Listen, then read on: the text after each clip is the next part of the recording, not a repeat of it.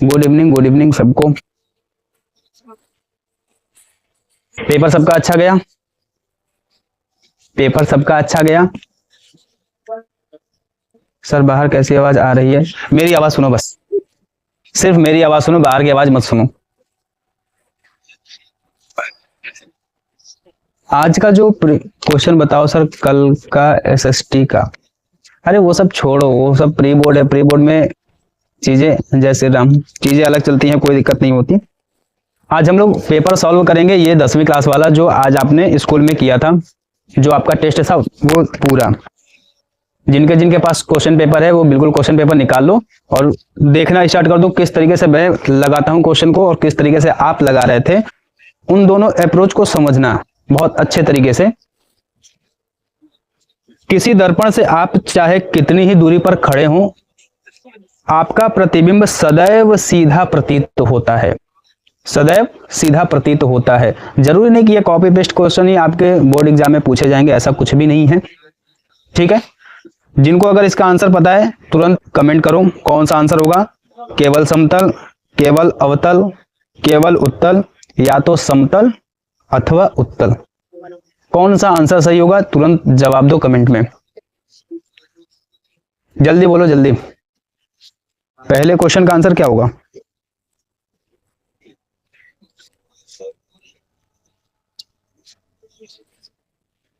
D सही है। हाँ ठीक है, डी सही है, डी सही है, डी सही है। देखना ध्यान से, अगर कोई भी दर्पण हो, कोई भी दर्पण हो, सर ये क्लास 10th है या 12th है? 10th के लिए है, केवल और केवल 10th का। इसमें जो क्वेश्चन पेपर हुआ है उसको मैं सॉल्व करने का तरीका बताऊंगा। ठीक है, क्या क्या अप्रोच हो सकती थी और कौन सा क्वेश्चन ज्यादा टफ था, वो चीजें हम डिस्कस करेंगे। ठीक है, समझना ध्यान से। मैं सारे तरीके बताऊंगा, ट्रिक भी बताऊंगा कि किस तरीके से आप इसको ट्रिक से कर सकते थे, किस तरीके से आप इसको लॉन्ग अप्रोच से कर सकते थे, सारी चीजें बताऊंगा, ध्यान से समझना। अब पूछ रहे हो सर, देखो ध्यान से। दर्पण, गोली दर्पण 2 प्रकार का होता है, बता चुका हूं। गोली दर्पण कितने प्रकार का होता है? 2 प्रकार का, एक अवतल और दूसरा उत्तल, एक अवतल और दूसरा उत्तल। गोली दर्पण की बात कर रहा हूं मैं। ये जितनी चीजें मैं बताऊंगा शॉर्ट नोट होंगे, याद कर लेना। अवतल दर्पण, अवतल दर्पण हमेशा हमेशा वास्तविक, हमेशा वास्तविक और उल्टा प्रतिबिंब बनाता है, उल्टा प्रतिबिंब बनाता है। अवतल दर्पण, कल मेरे क्वेश्चन का आंसर नहीं दिया था सर आपने? हाँ नहीं दिया था। अवतल दर्पण हमेशा वास्तविक और उल्टा प्रतिबिंब बनाता है। एक स्टेज में सिर्फ और सिर्फ एक स्टेज में आभासी और सीधा प्रतिबिंब बनाता है। वो स्टेज में यहां नोट करके लिख देता हूं। जब वस्तु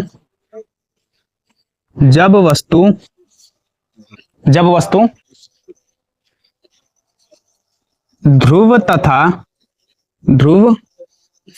तथा फोकस के बीच में हो, फोकस के बीच में हो, जब वस्तु ध्रुव तथा फोकस के बीच में रहेगी, ध्रुव तथा फोकस के बीच में रहेगी, तब यह कैसा प्रतिबिंब बनाएगा?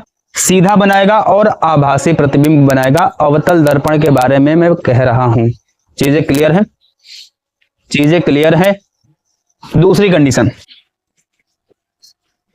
उत्तल दर्पण, उत्तल दर्पण सदैव सीधा प्रतिबिंब बनाता है। कैसा? सदैव सीधा प्रतिबिंब बनाता है, सदैव सीधा प्रतिबिंब बनाता है। समतल दर्पण भी ऐसा ही बिहेवियर करता है, समतल दर्पण भी ऐसा ही बिहेवियर करता है। यानी समतल दर्पण भी कैसा प्रतिबिंब बनाता है? समतल दर्पण कैसा प्रतिबिंब बनाता है? बताओ, समतल दर्पण कैसा प्रतिबिंब बनाता है? तो समतल दर्पण सदैव सीधा प्रतिबिंब बनाता है। समतल दर्पण भी कैसा प्रतिबिंब बनाता है? सीधा प्रतिबिंब बनाता है। समतल दर्पण के बारे में 4-5 चीजें मैंने बताई हैं, फिर से मैं रिपीट कर देना चाहता हूं। समतल दर्पण के सामने जितनी दूरी पर वस्तु उतनी दूरी पर प्रतिबिंब, जितनी बड़ी वस्तु उतना बड़ा प्रतिबिंब। क्लियर है? समतल दर्पण का आवर्धन सदैव एक होता है। समतल दर्पण का आवर्धन सदैव एक होता है। समतल दर्पण कैसा प्रतिबिंब बनाता है? सर साफ नहीं दिख रहा, साफ दिखना चाहिए। अभी नहीं दिख रहा, अब तो दिखना चाहिए। इंक थोड़ी सी कम है इसमें, अभी मैं इंक की व्यवस्था कर देता हूं। इंक अगर सही तरीके से आएगा तो सही दिख सही रहा, कोई दिक्कत नहीं, विजिबिलिटी सही है। जो मैं चीजें बोल रहा हूं उस चीज को सुनो और समझने का प्रयास करो। दिख तो रहा है सर? हाँ ठीक है, ठीक है, अच्छी बात है। 2 मिनट रुकना।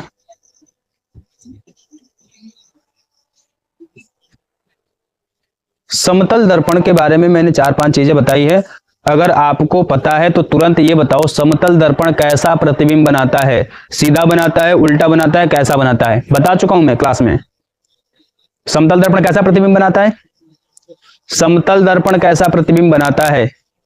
सीधा, सीधा प्रतिबिंब बनाता है। जब भी समतल दर्पण के सामने खड़े हो तो लेफ्ट का राइट हो जाता है, राइट का लेफ्ट हो जाता है, तो सीधा कैसे हुआ? पार्श्विक उल्टा, क्या लिखा है? हाँ ठीक है, पार्श्विक उल्टा प्रतिबिंब बनाता है। समतल दर्पण कैसा प्रतिबिंब बनाता है? पार्श्विक उल्टा प्रतिबिंब बनाता है। इनवर्सली इरेक्ट, सॉरी, पार्श्विक उल्टा, लेटरल इनवर्स बनाता है, लेटरल इनवर्स बनाता है। चीजें क्लियर हैं? कोई डाउट?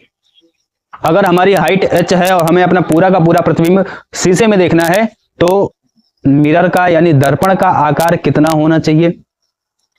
कितना होना चाहिए? बोलो। अरे दिख रहा, सब दिख रहा, कोई दिक्कत नहीं है। h/2 होना चाहिए, h/2 होना चाहिए। क्लियर है? h/2 होना चाहिए। फिर समतल दर्पण के बारे में मैंने ये भी बताया है आपको, अगर थीटा एंगल पे है, थीटा एंगल पे है और इसके बीच में कोई एक ऑब्जेक्ट है, ठीक है, आज ले एक लड़की को बना दिया, ले, अच्छी लग रही है।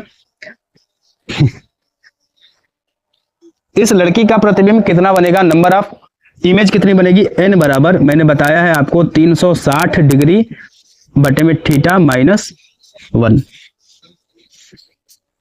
थीटा -1।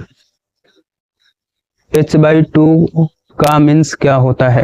h/2 का मतलब ये होता है, जैसे अगर मेरी हाइट 10 फुट की है और हमें अपना पूरा का पूरा प्रतिबिंब देखना है तो हमारी हाइट का आधा मिरर होना चाहिए। यानी अगर हमारी हाइट 10 फुट की है तो कितना होना चाहिए? 5 फुट मिरर का इमेज, मतलब मिरर का लेंथ होना चाहिए। चीजें क्लियर है?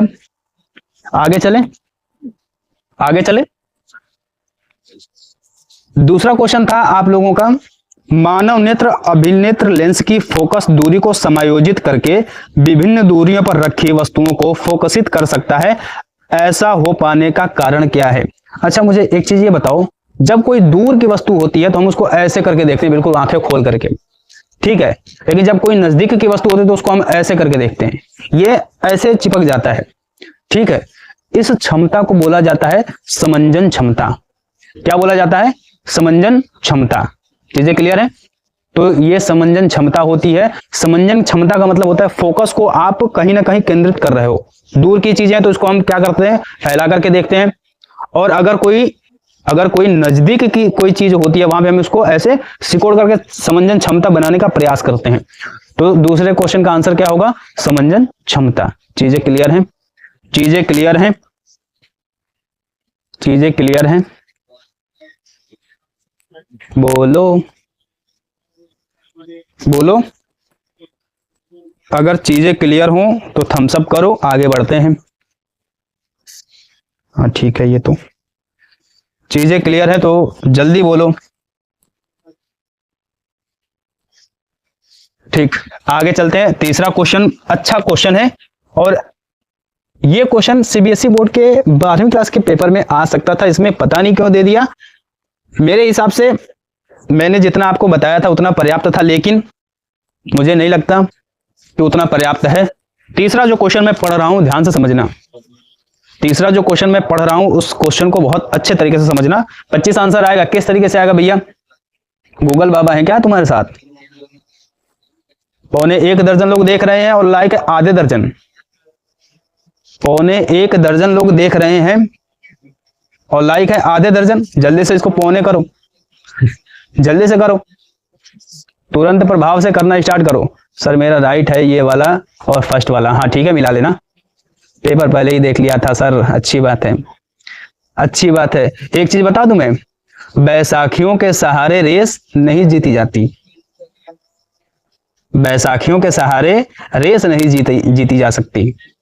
रेस जीतने के लिए खुद ही दौड़ना पड़ता है। क्लियर है? बोर्ड एग्जाम में नहीं देख पाओगे, देखने का प्रयास भी करोगे तो भी तुम्हें जेल भेज दिया जाएगा, कंफर्म है। ठीक है, हाँ तो बैसाखियों के सहारे मत रहो। प्रतिरोध आर के किसी तार के टुकड़े को 5 बराबर भागों में काटा गया।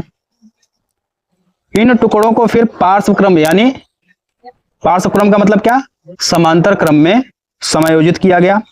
यदि समायोजन का तुल्य प्रतिरोध आर डैश है तो आर अपान आर डैश का अनुपात का मान क्या होगा? मान क्या होगा, ध्यान से समझना। पहले मैं लॉन्ग मेथड बताता हूं कि किस तरीके से होगा और फिर उसके बाद ट्रिक बताऊंगा कि कैसे होगा। 25 सेंटीमीटर में थोड़ी आंसर आएगा। रेशियो कभी किसी का भी मात्रक होता ही नहीं है रेशियो, ध्यान से समझना। जैसे मैंने मान लिया पहले आर था, आर का एक फार्मूला होता है रो इंटू एल अपॉन ए, रो इंटू एल अपॉन ए। सेंटीमीटर में आंसर नहीं आएगा, 25 सेंटीमीटर जो दे रहे हो वो आंसर है ही नहीं। ठीक है, ध्यान से समझो। आर इज इक्वल टू होता है रो इंटू एल अपॉन ए। यहां पे किया क्या है, एक ही तार को बराबर बराबर टुकड़ों में बांट दिया है। यानी पहले मान लिया लंबाई एल थी, 5 बराबर भागों में बांटा गया उसको, ये कर दिया मैंने। लो लंबाई पूरी क्या थी इसकी, एल थी। ये लॉन्ग मेथड बता रहा हूं, अभी शॉर्ट बताऊंगा। इसको हमने 5 बराबर भागों में काट दिया, 1 2 3 1 2 3 4 5, 5 बराबर भागों में ये काट दिया। एक बनेगा L/5, ये भी बनेगा L/5, ये भी बनेगा L/5, ये भी बनेगा L/5, ये भी बनेगा L/5। क्लियर है? क्लियर है? L/5 ये सब बना। कोई समस्या? कोई समस्या? देखना ध्यान से। अब मैंने मान लिया इसका प्रतिरोध R डैश कितना होगा, रो इंटू एल की वैल्यू क्या होगी, L/5 अपॉन में ए, L/5 अपॉन में ए। रो इंटू एल अपॉन ए को हम क्या लिखेंगे, ये R डैश बराबर रो इंटू एल अपॉन ए को हम क्या लिख सकते हैं, R लिख सकते हैं। R लिख दिया और नीचे 5 है तो ये 5 हो गया। यानी एक तार का प्रतिरोध कितना निकल करके आया, R/5। एक तार का प्रतिरोध कितना निकल करके आया, R/5। उसके बाद क्वेश्चन में आपसे ये कह रहा कि इन टुकड़ों को समांतर क्रम में जोड़ा गया। इन टुकड़ों को समांतर क्रम में जोड़ा गया। समांतर क्रम में जोड़ देते हैं तो समांतर क्रम में ऐसे ही कुछ जुड़ेंगे। और समांतर क्रम का फॉर्मूला मैंने आपको बताया है बहुत अच्छे तरीके से। ये हो गया ए और ये हो गया बी। समांतर क्रम में क्या होता है, 1/r बराबर 1/r1 plus 1/r2 plus 1/r3। ये सब करोगे ज्यादा समय लगेगा। समय कितना ज्यादा लगेगा क्योंकि ये R/5 में है। मैंने आपको एक तरीका बताया है, अगर तरीका आपको याद हो तो। तरीका एक बताया है कि अगर n रेजिस्टेंस यानी n प्रतिरोध समांतर क्रम में जुड़े हों, n सेम प्रतिरोध मतलब n समान प्रकार के प्रतिरोध समांतर क्रम में जुड़े हों तो हम क्या करते हैं, एक की वैल्यू लिखते हैं। एक की वैल्यू R/5 है और टोटल कितने हैं, 5 है, लिख दिया 5। क्या होगा ये, R/5 5 25। पहले कितना था, ये R डैश की वैल्यू आई है, R डैश की वैल्यू कितनी आई है, R/25। अनुपात निकालेंगे तो R/R डैश, R तो R है कोई दिक्कत नहीं है। R डैश की वैल्यू कितनी आ गई, R/25। R से R कैंसिल, 25 ये ऊपर जाएगा, यही 25 आंसर होगा। तो इतना लंबा चौड़ा गुणा भाग आपको कभी नहीं देगा 10वीं क्लास में, आपको कभी नहीं देगा 10वीं क्लास में। हम इसको शॉर्ट तरीके से कैसे करेंगे, ये ट्रिक याद कर लेना, ये ट्रिक याद कर लेना। अगर n प्रतिरोध लंबाई में भी समान हो या सारी चीजें जब समान हो, यानी आपसे ऐसा बोल दे कि एक तार को बराबर भाग में काट करके और समांतर क्रम में जोड़ा गया, एक तार को समान लंबाई का काट करके समांतर क्रम में जोड़ दिया गया, तो हम उसका फार्मूला लगाते हैं आर डैश, यानी जो प्रतिरोध आएगा वो कितना आएगा, आर बटे में एन स्क्वायर आएगा, जहां एन क्या है, टुकड़ों की संख्या है। एन क्या है, टुकड़ों की संख्या है। अब आपको क्वेश्चन कोई भी दे दे कि एक तार है जिसको 100 टुकड़ों में काट करके, 100 बराबर टुकड़ों में काट करके और समांतर क्रम में जोड़ दिया गया, तो हम किस फॉर्मूले का यूज करेंगे, यहां आर अपॉन में एन स्क्वायर। क्या कुछ भी समझ में आया, कुछ भी समझ में आया? ये 5 तो बहुत कम वैल्यू है, मैं 100 दे रहा हूं, समझ में आ रहा कुछ? अरे हाँ ना तो बोलो भैया। आर यू जीवित, आर यू जीवित? कोई तो जिंदा हो जाओ यार।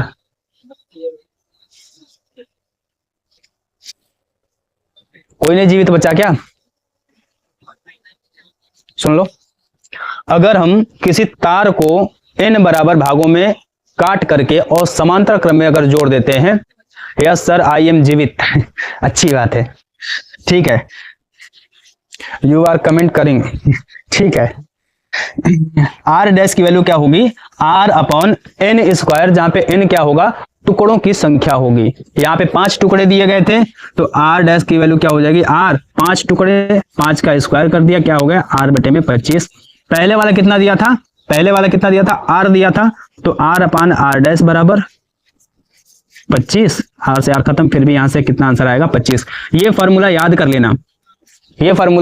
लेना, ये किसके लिए है, अगर किसी तार को बराबर हिस्सों में काट करके और उसको समांतर क्रम में जोड़ दिया जाए तो क्या निकल कर क्या आएगा, तुल्य प्रतिरोध कितना आएगा उसका, आर डैश बराबर कैपिटल आर अपॉन में एन स्क्वायर। क्या इतनी चीजें समझ में आई तो हम आगे बढ़ें, बोलो। ये क्वेश्चन अच्छा क्वेश्चन था, एक बार ये मेरे हिसाब से शायद नीट में पूछा गया है या किसी ऐसे एग्जाम में पूछा गया, एक क्वेश्चन बहुत पहले पूछा गया था 1996 में, ठीक है। चौथा क्वेश्चन हम देखते हैं क्या है, किसी विद्युत बल्ब का अनुमतांक 220 वोल्ट 100 वाट है, जब इसे 110 वोल्ट स्रोत से जोड़ते हैं तब इसके द्वारा उपभुक्त शक्ति कितनी होगी। मैं आपको बता चुका हूं कि कोई भी बल्ब का क्वेश्चन अगर आपसे पूछा जाता है, अगर श्रेणी क्रम में जोड़ें तो, अच्छा श्रेणी क्रम में अगर हम जोड़ें तो एन आर हो जाता है, एन स्क्वायर इंटू आर हो जाता है। अगर इसको श्रेणी क्रम में काट करके जोड़ें तो एन स्क्वायर इंटू आर हो जाता है। बस चीजें क्लियर है? देखो 220 वोल्ट है और 100 वाट है। हम यहां से क्या करेंगे, पहले आर की वैल्यू निकालेंगे।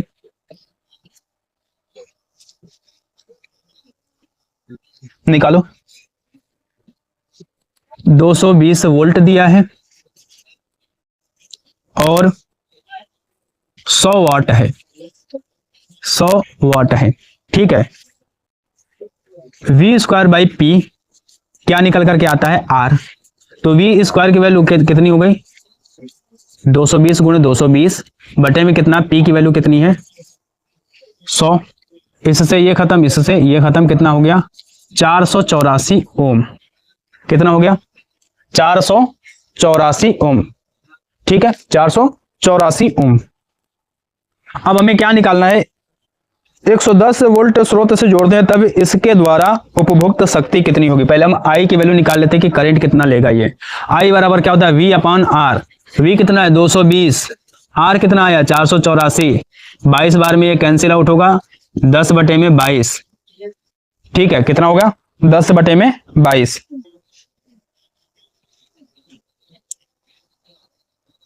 10/22।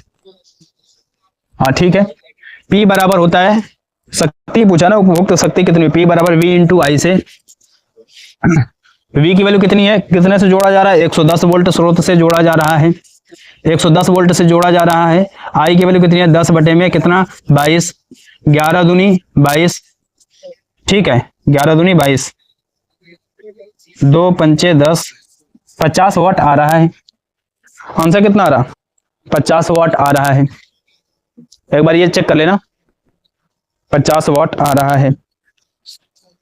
अच्छा, ये पांचवा जो क्वेश्चन है, विद्युत धारा मापने वाली युक्ति को हम क्या कहते हैं, the device used to measure the electric current, measure the electric current. Aryan Singer, yes sir, हाँ ठीक है, 50 वाट। एक बार ये क्वेश्चन चेक कर लेना, विद्युत धारा मापने वाली युक्ति को हम क्या कहते हैं, जल्दी से बोलो। 25 वाट आ रहा है, 25 वाट नहीं आना चाहिए, 25 वाट नहीं आना चाहिए, क्योंकि पता है क्या, 110 वोल्ट स्रोत से जोड़ा गया है। जो आप क्वेश्चन दे रहे हो वो 220 वोल्ट पे है, जो आप आंसर दे रहे हो 25 वाला, वो जो आप आंसर कर रहे हो 25 वाट, वो 220 वोल्ट पे है। क्लियर है? एक बार क्वेश्चन मिला लेना, ठीक है, मेरे हिसाब से सही है। विद्युत धारा मापने वाली युक्ति को हम क्या कहते हैं, अमीटर कहते हैं। कल की क्लास में मैं ये क्वेश्चन बता रहा था, क्या कहते हैं, अमीटर। और अमीटर को किस क्रम में जोड़ा जाता है, देखो गूगल से काम मत किया करो, एक बार मैं भी गूगल से चेक कर लूंगा, गूगल क्यों इतना गलत बता रहा। ठीक है, मैं आपको लाइव प्रूफ भी दिखा सकता हूँ, चैट जीपीटी गलत हो सकता है, ठीक है, तो गूगल पे ज्यादा भरोसा नहीं करना है हम लोगों को, हम लोग को खुद पे भरोसा है, कर लेंगे, ठीक है।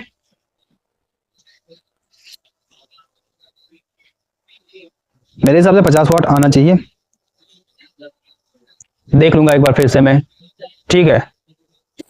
विद्युत धारा मापने वाली जो युक्ति होती है वो क्या होती है, विद्युत धारा मापने वाली जो युक्ति होती है वो क्या होती है, अमीटर होती है। अमीटर को किस क्रम में जोड़ते हैं, तो अमीटर को सदैव श्रेणी क्रम में जोड़ते हैं, अमीटर को सदैव श्रेणी क्रम में जोड़ते हैं। क्लियर है? आयुष सिंगर 50 वाट ही आ रहा है, एक बार मिला लेना, क्वेश्चन बैंक में दिया हुआ, मिला लेना।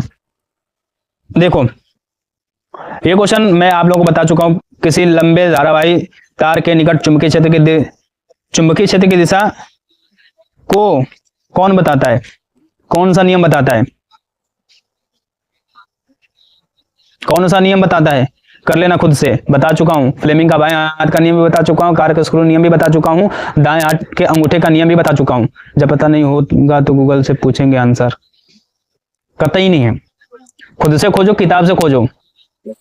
सामान्य दृष्टि के लिए स्पष्ट दृष्टि की न्यूनतम दूरी कितनी होती है, बता चुका हूं क्लास में, 25 सेंटीमीटर। और अगर आपसे दूर का पूछे कि बहुत ज्यादा दूर कहां तक हम देख सकते हैं, तो अनंत तक।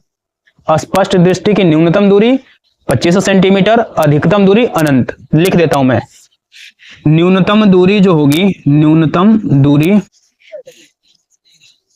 कितना होगा, 25 सेंटीमीटर, और अधिकतम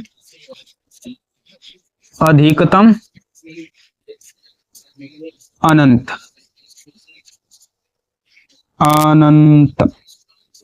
ठीक है, याद रहेगा ये। सर मेरा कितना आया है, सर मैंने 50 वाट किया था, हाँ ठीक है, एक बार देख लेना कि 25 दे रहा कि 25 सेंटीमीटर, 25 वाट में आंसर आएगा, ठीक है। ये इतना तो खत्म हो गया, बाकी ये शुद्ध जल, पीएच मान, ये सब सर बताएंगे। देखो जो क्वेश्चन आपने कल पूछा था मुझसे कि एक कार की हेडलाइट में अवतल परावर्तक लगा है, दीप्त तंतु की लंबाई 4.0 मिलीमीटर है, तंतु का प्रतिबिंब 40 सेंटीमीटर बड़ा तथा परावर्तक से इतने मीटर की दूरी पर बनाने के लिए कितने फोकस दूरी का परावर्तक लगाना होगा, कितने फोकस दूरी का परावर्तक लगाना होगा। ध्यान से समझ लेना, एक जो दीप्त तंतु की लंबाई 4 मिलीमीटर दी गई है और इसका प्रतिबिंब 40 सेंटीमीटर है। एक चीज मिलीमीटर में और दूसरा सेंटीमीटर में, तो या तो सेंटीमीटर को मिलीमीटर में कन्वर्ट कर लो, या तो सेंटीमीटर को मिलीमीटर में कन्वर्ट कर लो, या मिलीमीटर को सेंटीमीटर में कन्वर्ट कर लो। वहां से m की वैल्यू आ जाएगी। वहां से किसकी वैल्यू आ जाएगी? m की वैल्यू आ जाएगी। करके दिखाता हूं मैं। m बराबर होता है v अपॉन u। v कितना है? 40 सेंटीमीटर। इसको जब मिलीमीटर में कन्वर्ट करेंगे तो 400 मिलीमीटर हो जाएगा। 400 मिलीमीटर हो जाएगा। और ऑब्जेक्ट, ये इमेज है, ये ऑब्जेक्ट है। ऑब्जेक्ट मतलब वस्तु। वस्तु कितनी है? 4 मिलीमीटर। 4 से 4 कैंसिल, कितना हो गया? 100। कितना हो गया? 100। कोई दिक्कत? ठीक है, m की वैल्यू 100 आ गई। अब यहां से आप u की वैल्यू निकाल सकते हो। ये अपन क्या दिया है उसके बाद?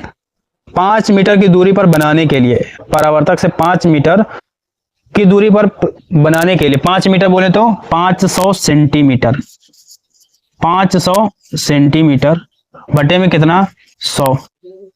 बटे में कितना? 100। 0 से 0 खत्म। कितना आएगा? 5 सेंटीमीटर। जब इसको रखोगे आप, दर्पण दिया है ना, दर्पण दिया है 1/f = 1/v + 1/u, इस पे रखोगे तो लगभग 4.95 ये आएगा। डायरेक्ट आप 5 सेंटीमीटर लिख सकते हो। कैलकुलेशन कर लेना अपने हिसाब से। इतना कैलकुलेशन मैं नहीं कर सकता। ऐसा नहीं कि मुझे कैलकुलेशन आता है। ठीक है, ऑफलाइन में आकर के मुझसे पूछ लेना, मैं सारे कैलकुलेशन कर दूंगा। चीजें क्लियर है सबको? चीजें क्लियर है?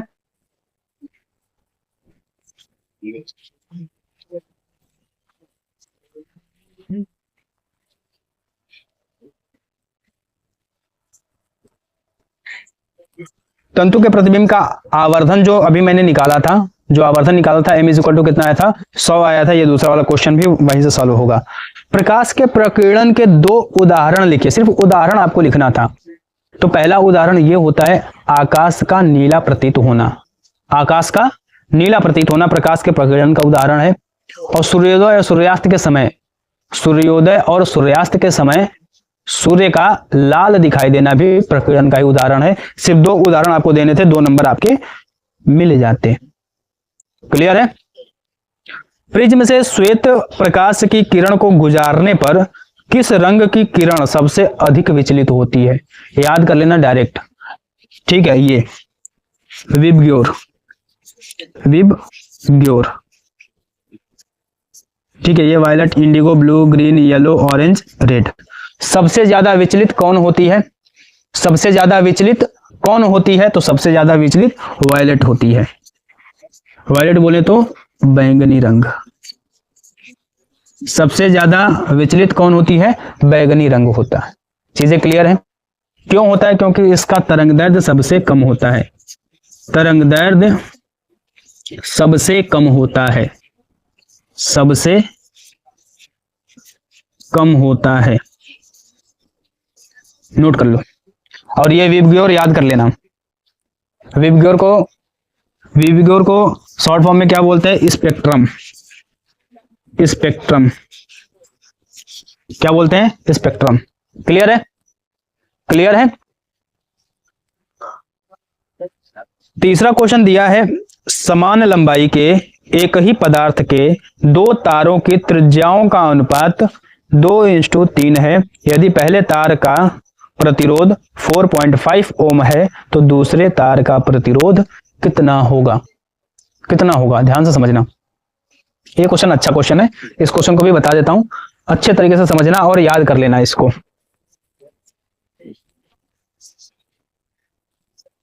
देखो, अगर प्रतिरोध के ऐसे क्वेश्चन अगर आ गया था सर, हाँ ठीक है, अच्छी बात है। अगर ऐसे प्रतिरोध के क्वेश्चन आ गए तो उलट पलट जाओगे तुम लोग। R बराबर होता है ρ×L/A। ये फार्मूला होता है प्रतिरोध का। ये फार्मूला किसका होता है? प्रतिरोध का। देखना ध्यान से। लंबाई कैसी है? लंबाई समान है। जो समान होगा हम उसको टच नहीं करेंगे।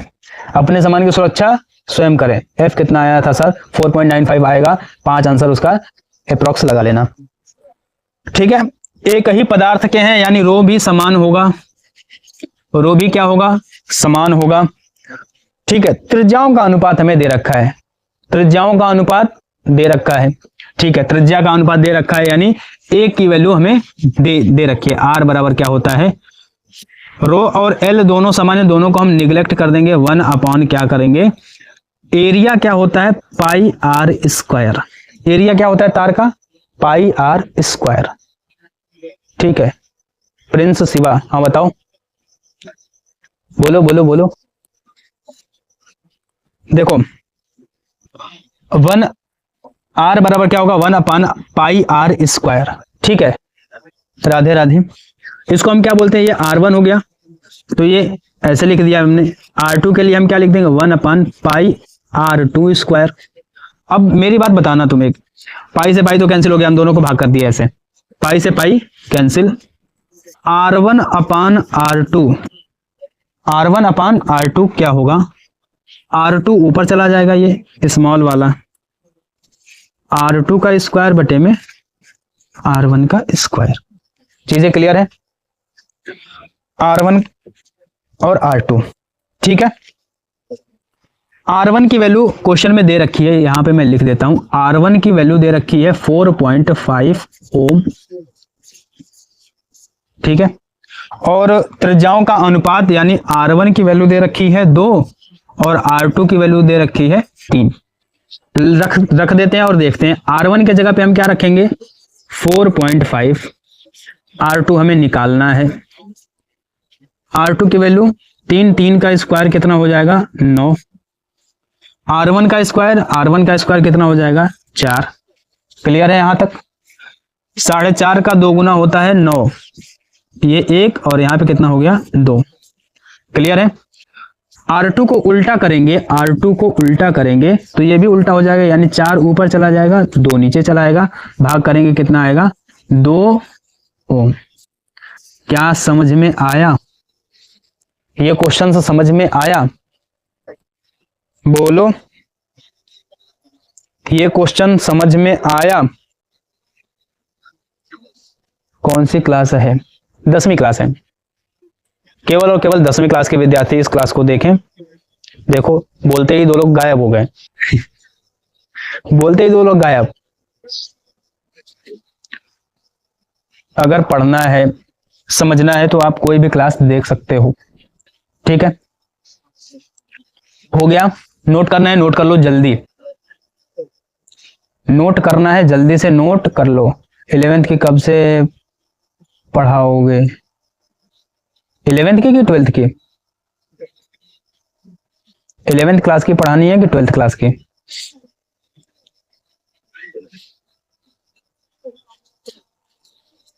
बोलो, आगे चले। नोट कर लिया, ये लास्ट क्वेश्चन शायद बचा है, नहीं अभी तो है, बहुत बहुत ज्यादा है। प्रतिरोधकता का मात्रक क्या होता है, प्रतिरोधकता का मात्रक क्या होता है, तो ओम मीटर होता है। क्या होता है, ओम मीटर। क्या होता है, ओम मीटर होता है। ठीक है, बहुत जल्दी स्टार्ट कर देंगे 12वीं क्लास का भी, और अच्छे तरीके से स्टार्ट करेंगे, एक लेवल पे पढ़ाएंगे, ऑनलाइन में ही एक लेवल पे पढ़ाएंगे। 4th क्वेश्चन आपका है, घरेलू वैद्युत वितरण परिपथ में निम्नलिखित तारों की कार्य प्रणाली तथा आवरण के रंग लिखिए। भू संपर्क तार क्या होता है, ध्यान से समझना। भू संपर्क तार क्या होता है, ध्यान से समझना। भू संपर्क तार का कलर क्या होता है, भू संपर्क तार, जिसको हम इंग्लिश में अर्थिंग बोलते हैं, ये हमेशा हरे रंग का होता है, ग्रीन। ठीक है, लाइव वायर यानी जो फेज वायर होता है, फेज तार जो होता है, फेज तार ये हमेशा लाल कलर का होता है, लाल, रेड। और अगर हम बोले न्यूट्रल वाला कौन सा होता है, तो न्यूट्रल वाला होता है काले कलर का, काला, ब्लैक। ये तीनों तार याद कर लेना। भू संपर्क तार हरे रंग का होता है, ये पूछा ना। उदासीन तार यही न्यूट्रल होता है, फेज न्यूट्रल अर्थिंग, 3 प्रकार होते हैं। फेज न्यूट्रल अर्थिंग, क्लियर है? न्यूट्रल क्या होगा? काला, न्यूट्रल काले कलर का होगा। एमर्स क्लास का हर कदम एक नया सवेरा है, ज्ञान की रोशनी से यहाँ हर जहन रोशन है, यह सिर्फ क्लासरूम नहीं, यह तो मंजिल का डेरा है। वाह यार, संगत का सच में असर हो रहा है, अच्छे तरीके से हो रहा। मुझे तो पता ही नहीं था कि तुम लोगों के पास इतने शब्द हैं, इतने शब्द हैं। ये याद कर लेना, भू संपर्क तार हरे कलर का होता है, फेज तार लाल कलर का होता है, और नहीं तो क्या। हाँ, हमारी छोरियां छोरों से कम है के है? न्यूट्रल काला होता है हमेशा, ये चीज ध्यान रहे। धारावाही परिनालिका के कारण उत्पन्न चुंबकीय क्षेत्र रेखाओं का चित्र बनाइए। चित्र बना लेना, एक बार क्वेश्चन पेपर से देख लेना, क्वेश्चन बैंक से देख लेना। फ्लेमिंग के बाएं हाथ का नियम, फ्लेमिंग के बाएं हाथ का नियम बना चुका हूं मैं, किस तरीके से दिखा दूं बताओ? ये है, और बता चुका हूं इसको FBI। याद करने का तरीका क्या है? फुल बेवकूफ इंसान, ये तुम लोगों, ये फुल बेवकूफ इंसान, ठीक है। FBI यानी इसका मतलब क्या? मतलब वैद्युत धारा की दिशा। हम कुछ इस प्रकार इसको फैलाएंगे कि सब में कितने डिग्री का एंगल बने? 90 डिग्री का एंगल बने, यानी 90 डिग्री का एंगल बनना चाहिए। क्लियर है? चीजें क्लियर है? दाहिने हाथ का अंगुष्ठ का नियम, ठीक है। दाहिने हाथ के अंगुष्ठ का नियम क्या होता है, ध्यान से समझना। जैसे ये दाहिना हाथ, ये धारा की दिशा में रहेगा, और ये जो मुड़ी हुई उंगलियां हैं, ये जो मुड़ी हुई उंगलियां हैं, दिशा को इधर कर दिया, और ये जो मुड़ी हुई उंगलियां हैं, ये किसकी डायरेक्शन को बताएंगी? मैग्नेटिक फील्ड की डायरेक्शन को बताएंगी। चीजें क्लियर है? धन्यवाद सर, आप 1 नंबर पढ़ाते हो और 1 नंबर शायरी बोलते हो, धन्यवाद दिल से। चीजें क्लियर है? दाहिने हाथ के अंगूठे को धारा की दिशा में, तो ये जो मुड़ी हुई उंगलियां हैं, ये किसकी दिशा को बताएंगी? चुंबकीय क्षेत्र की दिशा को बताएंगी। क्या चीजें क्लियर है सबको? क्लियर है? क्लियर है? एक बार थम्स अप करके बता दो। लास्ट क्वेश्चन एक छूट गया, किसी चालक का प्रतिरोध किन किन बातों पर निर्भर करता है? अच्छा क्वेश्चन है, और ये क्वेश्चन इस बार बोर्ड एग्जाम में पूछा जा सकता है। 10वीं क्लास के विद्यार्थी ध्यान दें, किसी तार का प्रतिरोध जो होता है किन किन राशियों पर डिपेंड करता है, ध्यान से समझना। मैं बता चुका हूं अभी आपको, R बराबर क्या होता है? रो इंटू L अपॉन ए, रो इंटू L अपॉन ए, ठीक है। ये रो जो होता है ये कभी चेंज नहीं होता, रो जो होता है वो कभी चेंज नहीं होता, रो कभी चेंज नहीं होता। चेंज तभी होगा जब हम उस तार का मटेरियल ही चेंज कर देंगे, यानी वो जब दूसरे पदार्थ का अगर तार बनाया गया, चाहे कॉपर हो चाहे एल्यूमिनियम हो, ये 2 अलग अलग चीजें हैं, तब ये रो अलग होगा। एक ही तार के लिए, यानी एक ही पदार्थ के तार के लिए हमेशा क्या होता है? ये सेम होता है। चीजें क्लियर है? हमें बात करनी है किस पे? R जो होता है डायरेक्टली प्रोपोर्शनल होता है लेंथ के, यानी अगर हम लेंथ को बढ़ाएं तो R का मान भी क्या होगा? बढ़ेगा। लेंथ को घटाएं तो R का मान भी क्या होगा? घटेगा। क्या इतनी चीजें क्लियर है? क्या इतनी चीजें क्लियर है? जो प्रतिरोध होता है लंबाई के अनुक्रमानुपाती होता है, इसका मतलब ये कि लंबाई को हम बढ़ाएंगे तो प्रतिरोध बढ़ेगा, लंबाई को घटाएंगे तो प्रतिरोध घटेगा। क्लियर है? अब R is inversely proportional 1 upon a, यानी इसका कहने का मतलब क्या है? A अगर हम बढ़ाएंगे तो R क्या होगा? घटेगा। A अगर हम घटाएंगे तो R क्या होगा? बढ़ेगा। यानी एरिया का मतलब क्या?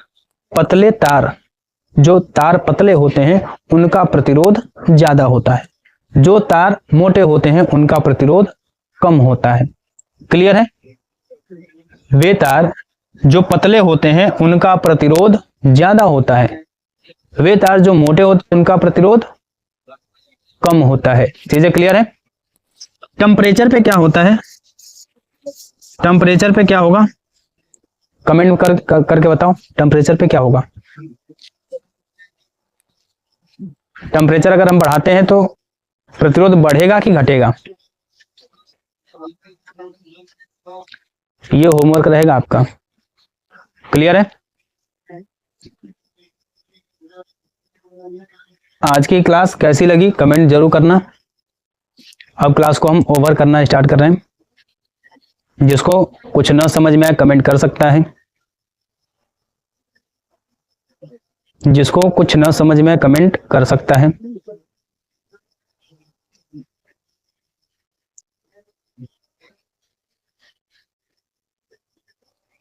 बढ़ेगा, हाँ ठीक है, ठीक है। शायरी सुनाओ सर प्लीज। हाँ हाँ सर शायरी।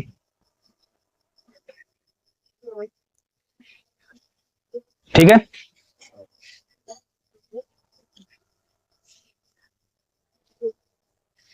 किसी को कुछ ना समझ में आया हो कमेंट कर सकता है।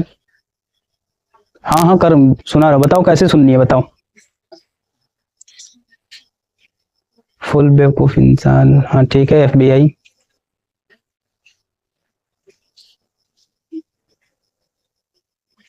कैसी शायरी सुननी है ये तो कमेंट कर दो।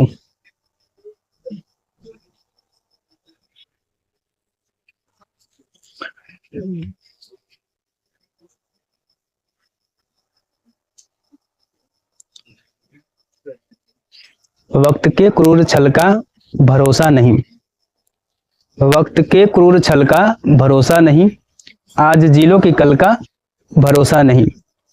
वक्त के क्रूर छल का भरोसा नहीं, आज जी लो कि कल का भरोसा नहीं। दे रहे हैं वो अगले जन्म की खबर, दे रहे हैं वो अगले जन्म की खबर, जिनके अगले ही पल का भरोसा नहीं। तो आज के लिए सिर्फ इतना ही, क्लास को ओवर करते हैं। सर तार का प्रतिरोध 25 कैसे आया, तार का प्रतिरोध 25, अब वो कल की क्लास में हम समझ लेंगे। ठीक है, तार का प्रतिरोध इसलिए 25 आया था क्योंकि अगर हम फॉर्मूला देखें तो यही फॉर्मूला बनेगा n²। और आपको अगर डिटेल में अगर चाहिए तो एक बार ऑफलाइन में मुझसे पूछ लेना, तरीका यही है। फिर सर वह वाली सुना दो, कौन सी वाली?